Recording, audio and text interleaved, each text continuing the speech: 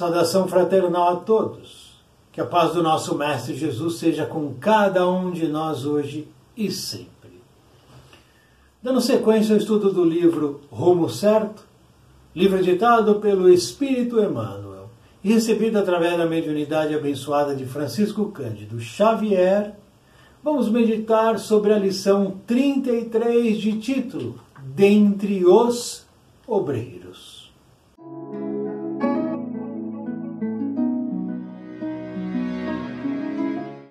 Dos obreiros que se te fizeram colaboradores e amigos no campo do bem, conhecerás muitos deles na condição de representantes de faixas diversas da evolução humana. Há aqueles que começam entusiasticamente na trilha da obra, lançando arrojados planos de ação e abandonam o apostolado nos alicerces, com receio do sacrifício. Há os que chegam otimistas, louvando as perspectivas do trabalho, e deixam a tarefa assim que lhe observam a complexidade e a extensão. Há os que recolheram benefícios da seara e regressam a ela, prometendo auxílio e reconhecimento, mas largam-na às vezes de improviso, tão logo se vejam chamados a aprender quanto custa o esforço da sementeira. Há ainda os que formulam projetos avançados de renovação, sob o pretexto de se atender ao progresso, e retiram-se quando observam quanto suor e quanta distância existem sempre entre a teoria e a realização. Ainda por fim, os que supõem na gleba um filão de recursos fáceis e fogem dela, logo que tomam pessoalmente o peso da charrua de obrigações que lhes compete movimentar. Entretanto, ao lado desses cooperadores, sem dúvida respeitáveis, mas ainda inabilitados para os compromissos de longa duração, encontrarás aqueles outros, os que conhecem a importância da paz de espírito e não se arredam da empreitada que lhes coube, prosseguindo no desempenho dos diversos deveres que abraçaram, ainda mesmo quando isso lhes custe o pão amassado com lágrimas, nos testemunhos de fé e abnegação, dia por dia.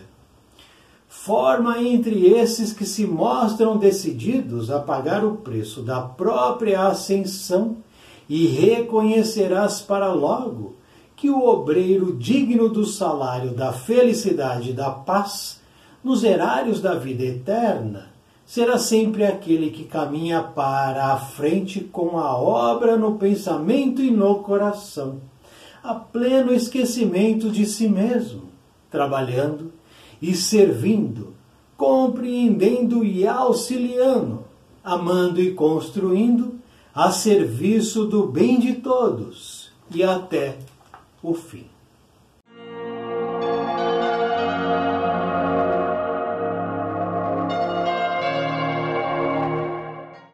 Conhecida, portanto, esta lição de título Dentre os Obreiros, eu chamo a atenção logo de cara para um detalhe que quase sempre, mas quase sempre mesmo, passa despercebido de muitos de nós. É um detalhe importante, sério e perigoso. Veja só. Que passa por trás, pela frente, pelo lado, por cima e por baixo da gente, a gente nem percebe. E qual seria esse detalhe? O detalhe é o seguinte. A lição que está aqui colocada neste livro foi escrita antes e durante o ano de 1971. Veja só. Este livro foi lançado em 1971. Portanto, ele tem 53 anos. E o que isso significa? Alguém pergunta. Por que que isso é importante? Por que que isso é sério? Por que que isso é perigoso? Porque aqui, nessa lição em particular, Emmanuel Espírito está relatando uma realidade daquele momento recuado, daquele passado. A realidade que ele descreve aqui, que nós estamos hoje meditando, é uma realidade vivida em 1971, em 1970, 1969 e assim vai. Porém, e aí vem a questão, ficaríamos tranquilos se essa lição ela não fosse uma lição que se aproximasse da nossa realidade. Mas não é assim. Infelizmente, lamentavelmente, essa lição descreve muito da nossa atualidade. Essa lição descreve muito do nosso cotidiano, dos nossos dias. Porque o que aqui está relatado, que acontecia lá atrás,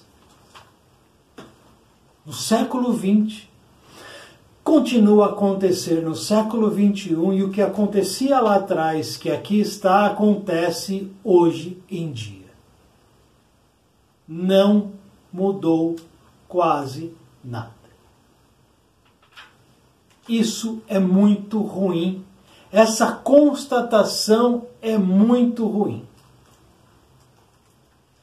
Porque essa lição, ela em si, nos apresenta um traço de humanidade muito sério. E nós vamos fazer o seguinte. Para a gente compreender profundamente o que Emmanuel colocou aqui, nós vamos dividir toda a população do planeta, toda, em 3 singelos grupos. 3 grupos, e vamos dividir a população mundial. No primeiro grupo, vamos colocar as pessoas com o traço egoísta. Aquelas que são sumamente egoístas, que só se preocupam com elas mesmas, que não têm compaixão e empatia por ninguém. Desejam apenas satisfazer aos seus desejos. Os egoístas e as egoístas. Vamos reunir todos eles no grupo 1. E ali está definido o grupo dos egoístas. No segundo grupo, nós vamos reunir pessoas que já estão abandonando o total egoísmo. O egoísmo brutal. São pessoas que já têm algum traço, o germe, a semente da compaixão, da misericórdia, da empatia, do acolhimento, já estão germinando nelas. Elas ainda são egoístas, mas em traço menor. Elas já olham para o outro, elas já desejam auxiliar o outro de alguma maneira. Não são 100% altruístas, mas já estão desejando, olha só. Saíram da fase rudimentar e brutal do egoísmo puro e estão ascendendo a uma posição diferente. Então, nesse grupo 2, temos aqueles que já desejam não apenas seus próprios desejos, mas que têm alguma coisa de empatia com a situação do próximo. Esse é o grupo 2. Os semi-egoístas, digamos assim. E o grupo 3, logicamente, vamos reunir aqueles que estão muito distantes do egoísmo. Não são aqueles que, de fato, eliminaram o egoísmo. Não. Ali claramente temos, sim, esses que eliminaram, mas não é composto apenas por eles. Vamos colocar também pessoas que lutam bravamente contra o egoísmo.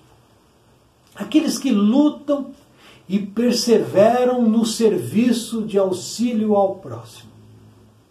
Esse grupo, essas pessoas, esses indivíduos, são retratados aqui no final do capítulo. São aqueles que conhecem a importância da paz de espírito e não se arredam da empreitada que lhes coube, prosseguindo no desempenho dos deveres que abraçaram, ainda mesmo quando isso lhes custe o pão amassado com lágrimas nos testemunhos de fé e abnegação dia por dia. Então esse grupo é composto por esse tipo de pessoa, de indivíduo, que luta bravamente, luta ferozmente e não arreda o pé do serviço do trabalho. Porque entendeu, compreendeu e sabe que apenas no serviço de amor ao bem, de fato conseguirá vencer o monstro do egoísmo. Será que nós, por nós mesmos, estamos acalentando o egoísmo em nós? Nós estamos dando palco, dando espaço para o egoísmo dentro de nós? Em qual dos três grupos eu me encaixo? Eu estaria reunido em qual dos três grupos? Se responda. Você é aquele ou aquela que de fato é guiado ou guiada pelo egoísmo? Você já está ali abandonando o egoísmo? Deseja fazer alguma coisa por alguém? Deseja fazer o bem? Deseja mudar-se? Deseja ampliar tua capacidade e sair desse estado bruto, quase primitivo, egóico? Ou você já é aquela pessoa que está se distanciando rapidamente, seriamente do egoísmo? Que já coloca a dor do outro perante sua dor? Será que você é daquele que deseja auxiliar ao invés de ser auxiliado? Compreender ao invés de ser compreendido? Auxiliar, amparar ao invés de ser amparado? Que deseja fazer o bem pelo bem, sem recompensa? Sem barganhar, sem negociar com Deus? Qual grupo a gente está? E aí, voltando, a lição em si, Emmanuel diz: entre os obreiros que se juntarão a nós, nós encontraremos muitos de muitos tipos. Muitos de diferentes situações e posições de entendimento e elevação. Condições diversas da evolução humana. Existem aqueles que se candidatam ao trabalho de maneira entusiástica, que se animam. Então ele resolve que agora ele vai fazer parte de um serviço voluntário, por exemplo. Que ele vai participar de alguma coisa que não seja apenas aquilo que sirva para o seu bem-estar. Então ele se anima, ela se anima. Nossa, eu vou fazer isso, vou fazer aquilo. Mas abandona o apostolado com receio do sacrifício. Então tem aquela ideia, se entusiasma, se anima, se excita por algo, mas quando nota que aquilo vai demandar um sacrifício, para por aí. Nós estamos nesse caso? Essa situação fala da gente? Quando há necessidade de um sacrifício por um bem maior, eu continuo a me sacrificar ou eu não me sacrifico? São perguntas. Um outro grupo, os que chegam otimistas. Não, tudo vai dar certo, eu vou fazer, vai ser muito bom. Mas deixam a tarefa quando observam a extensão ou a complexidade. Não, mas eu tenho que ficar fazendo isso todo dia, toda semana, todo mês? Não quero. São aqueles que chegam animados, otimistas, mas quando eles observam o quanto eles terão que se dedicar o tempo ali, e isso vai mexer com muitas coisas de suas vidas pessoais, abandonam. Estamos aqui também ou não? Aos que recolheram, olha esses, benefícios da seara. São aqueles, por exemplo, vou dar um exemplo, são aqueles que buscam casas espíritas, buscando a melhoria, a cura, o amparo, o acolhimento, o reerguimento. E lá naquela casa espírita ele consegue o que ele busca.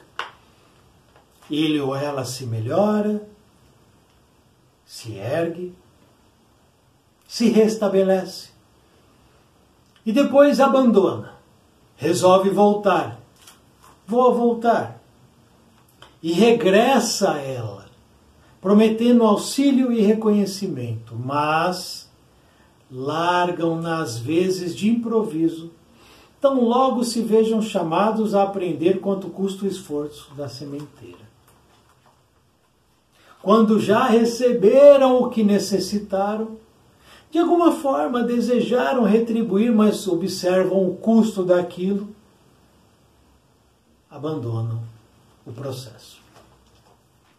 Abandonam a intenção. Seríamos nós essas pessoas? Há os que formulam projetos avançados de renovação. Tudo vai mudar, eu vou fazer mudar aquilo e tudo vai acontecer. São as ideias.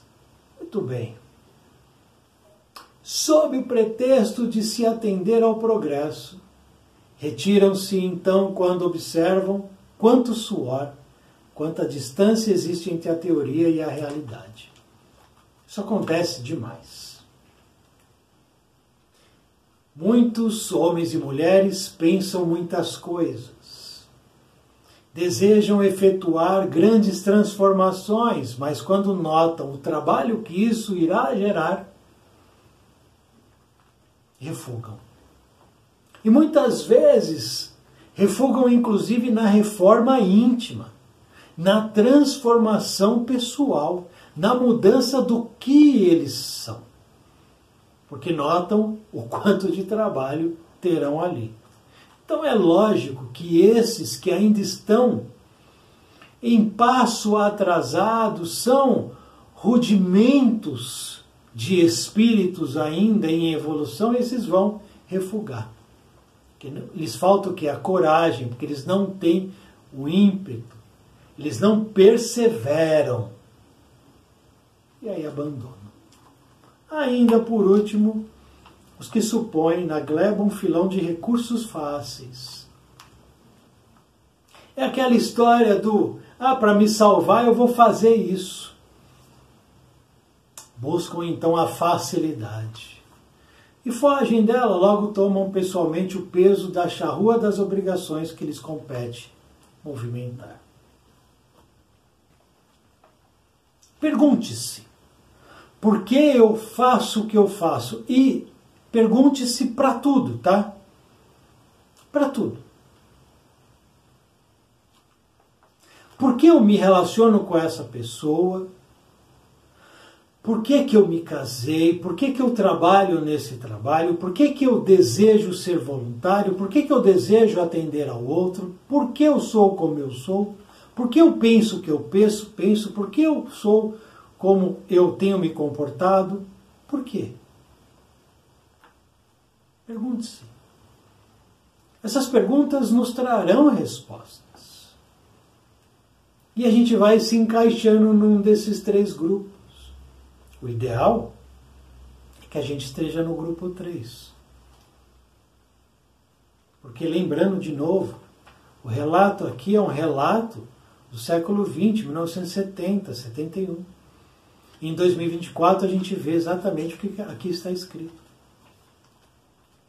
Pessoas que usam, buscando alguma coisa para si mesmas. É assim que a gente tem que se comportar? Por que a gente não muda? Por que a gente não muda? Por que a gente não luta contra o egoísmo? Tudo isso tem consequência. Se eu luto contra o meu egoísmo, tem consequência. Se eu não luto contra o meu egoísmo, tem consequência. Quem nós somos? E o quanto a gente dá ao outro, o quanto a gente sai de nós para o outro. Serviço não falta. Jesus asseverou 2000 anos atrás. A seara é grande, faltam trabalhadores.